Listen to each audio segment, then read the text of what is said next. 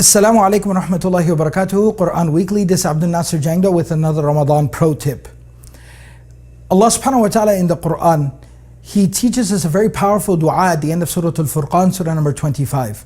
وَالَّذِينَ يَقُولُونَ رَبَّنَا هَبْ لَنَا مِنْ أَزْوَاجِنَا وَذُرِّيَّاتِنَا قُرَّةَ أَعْيُنٍ وَجَعَلْنَا لِلْمُتَّقِينَ إِمَامًا. That the people, the slaves of the Most Merciful, Ibadur Rahman, they are those people who say, who constantly continue to say, that our Lord, our Master, gift to us, make for us as a gift, as a blessing from you, our spouse and our children, the coolness of our eyes, a source of peace and comfort and tranquility and happiness for us, and make us together as a family, leaders of the most pious and righteous people. Family is a blessing and not a burden. That's very important for us to understand. And even in the month of Ramadan, family is an opportunity to earn more blessings of Allah subhanahu wa ta'ala, and it is not a burden that deprives us from the blessings of Allah subhanahu wa ta'ala. Particularly, I'd like to talk about small children. Small children are a source of great blessing and they are a gift from Allah subhanahu wa ta'ala. But I know that many parents, young parents, during the month of Ramadan where they have a new baby at home or a couple of younger children at home, I've been there, experienced that.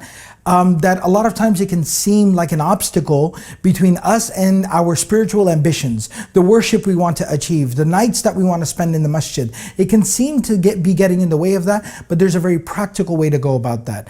And the parents should be sharing the load, in which is what I wanted to talk about.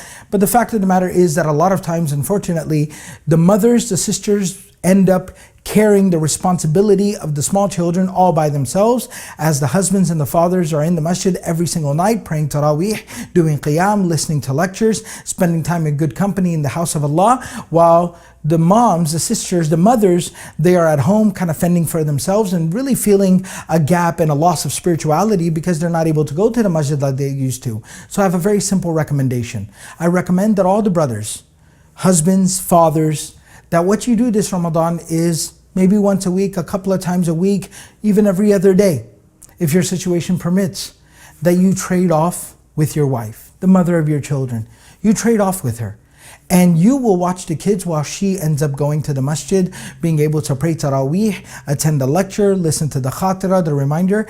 Give them an opportunity to do so as well. That's the most productive thing and the most beneficial thing that you can do for your household and your family and your children during the month of Ramadan. Specifically, mothers who might be at home with their children, who maybe aren't getting accommodated by their husbands in this manner.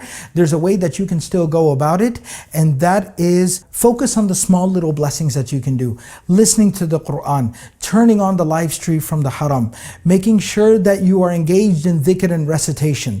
Whenever you're in between doing chores and taking care of the children, focus on the small blessings. I know we like to pray long Taraweeh and long Qiyam, but the small deeds and the small blessings go a very long way to achieving the goals during the month of Ramadan. I pray and I hope inshallah everyone's able to benefit during this month of Ramadan. Jazakumullahu khairan. I want to thank everyone for watching. Make sure you subscribe to Quran Weekly, and until next time, Jazakumullahu khairan. Wassalamu alaikum wa rahmatullahi wa barakatuhu.